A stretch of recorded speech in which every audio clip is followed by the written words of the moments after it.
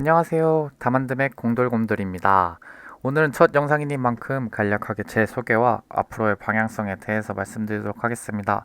약간의 TMI로 제 소개를 해드리면 인베디드 관련 분야에 종사를 하고 있는 공대생 곰돌입니다. 저도 학사를 졸업했기 때문에 영상에서 틀린 부분이 가끔 있을 수 있는데 이 부분에 대해서 피드백을 주시면 제가 다음 영상이나 그 부분에 대해서 정정을 하도록 하겠습니다. 이외에도 궁금한 점이 있으시면 언제든지 댓글로 남겨주시면 정말 감사하겠습니다. 앞에서 살짝 스포를 했는데 앞으로 업로드할 영상은 인베디드 관련 교육 영상으로 구성을 할 계획입니다. 누구나 쉽게 상상한 것을 만들 수 있도록 하는 게 제 목표이고 기초부터 해서 함께 실습하고 도전해보는 과정을 같이 만들어보고 싶습니다. 인베디드 소개에 앞서서 아담 오스본이란 분을 잠깐 소개를 드리면 1939년 출생이시고 이분은 데스크탑을 랩탑 컴퓨터로 이제 상용화하는 데 성공을 하신 분이고 타임 매거진에서 이런 말씀을 하셨어요. 미래에는 우리가 깨닫지 못하는 부분에서 컴퓨터가 디자인될 것이고 팔리게 될 것이다 라고 예언을 하셨는데 지금 2020년도를 생각해보면 그렇게 되고 있죠. 주변에 우리가 깨닫지 못하는 부분에서 인베디드 시스템이 들어가면서 그게 상용화가 되고 있으니까요.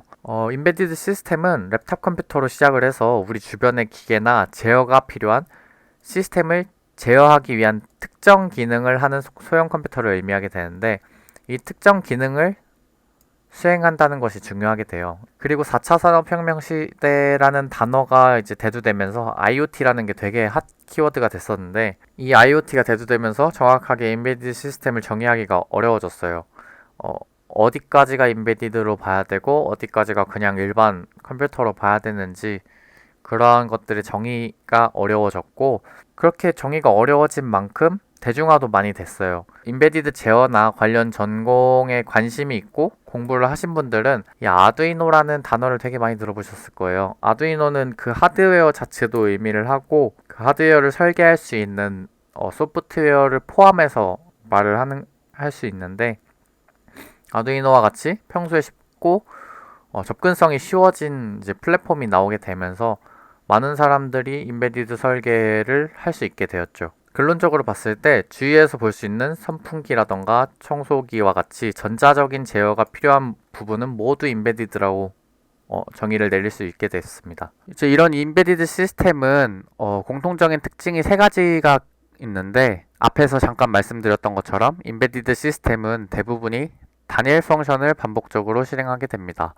아까 앞에서 제습기를 예로 들었으니까 계속 제습기로 들어볼게요. 제습기 같은 경우에는 먼저 현재 습도를 측정을 하고 사용자가 설정한 습도를 받아서 현재 습도와 비교를 하게 되겠죠. 그러면 현재 습도보다 사용자가 설정한 습도가 낮다 하면은 제습 기능을 가동을 하게 되는 거고요. 이 과정의 단일 펑션을 계속 반복적으로 실행을 하고 있잖아요.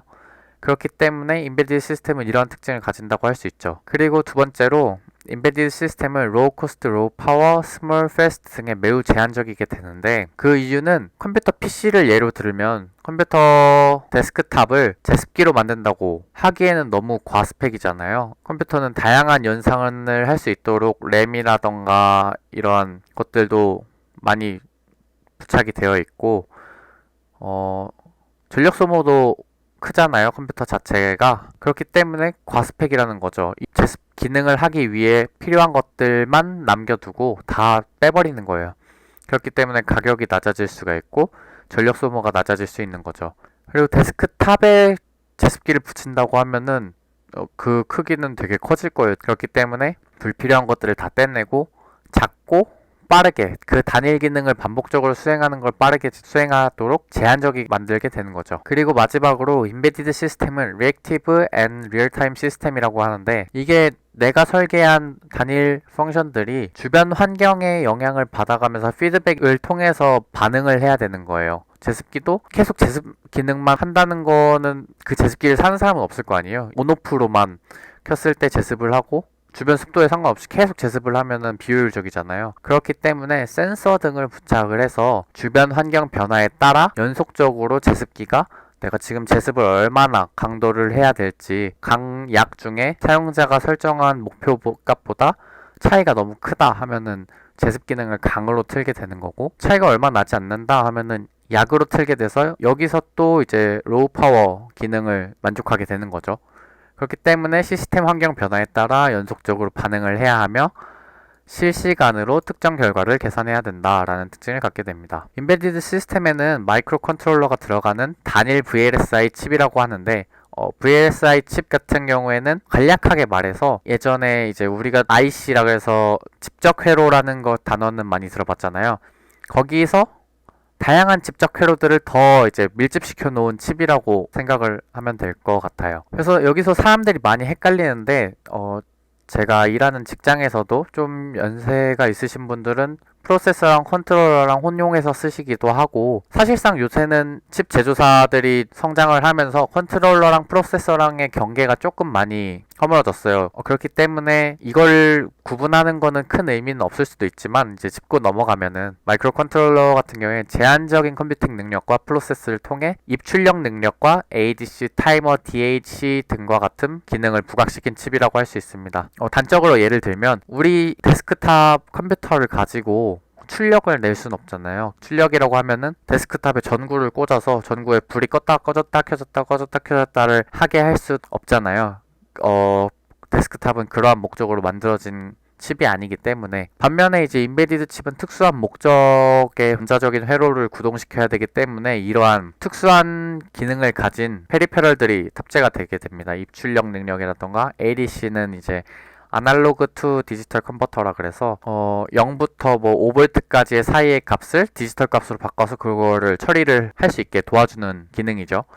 이런 것들이 하나의 원칩으로 들어가 있게 되는 거예요. 그걸 이제 마이크로 컨트롤러 그러고, 마이크로 프로세서 같은 경우에는 CPU가 가지고 있는 단일 VLSI 칩으로서 캐시나 부동소점 연산기 등을 가지고 있게 되는데, 쉽게 생각해서 인텔이랑 암드 라고 생각을 하시면 돼요. 인텔이랑 암드가 이제 마이크로 프로세서를 제조하는 칩 회사이기도 하고, 그렇기 때문에 이제 PC에 들어가는 칩이잖아요. 마이크로 프로세서의 경우 이제 효과적인 프로세싱, 컴퓨팅과 자료 관리 등에 초점이 맞춰져 있게 되죠. 우리가 앞으로 이제 설계를 할 보드는 아두이노를 사용하게 될 건데, 아두이노는 그 아두이노 자체를, 보드 자체를 아두이노라고도 하기도 하고, 우리가 설계를 할 수 있는 툴이나 이러한 업로더 같은 거를 오픈소스 기반으로 공개가 되어 있거든요. 무료로 사용을 할 수가 있게 되는데, 그런 것들까지 포함을 해서 아두이노라고 하고 있고, 저는 이 아두이노 다양한 플랫폼 중에 메가를 기반으로 자료를 작성을 할 예정입니다. 사실 우노랑 크게 다를 게 없어요. 그냥 IO 포트가 조금 더 많고 그러한 부분에서 차이가 있는데, 굳이 메가를 사용하지 않으셔도 우노로도 충분히 실습을 따라오실 수 있습니다. 오늘 영상은 여기까지고요. 다음 영상에서는 마이크로 컨트롤러에 대해서 조금 더 자세하게 알아보고, 아두이노 메가라는 게 하드웨어적으로 어떤 특징을 가지고 있는지에 대해서 알아보는 영상으로 찾아뵙도록 하겠습니다. 오늘 영상이 유익했다면 구독, 좋아요 한 번씩만 부탁드립니다. 감사합니다.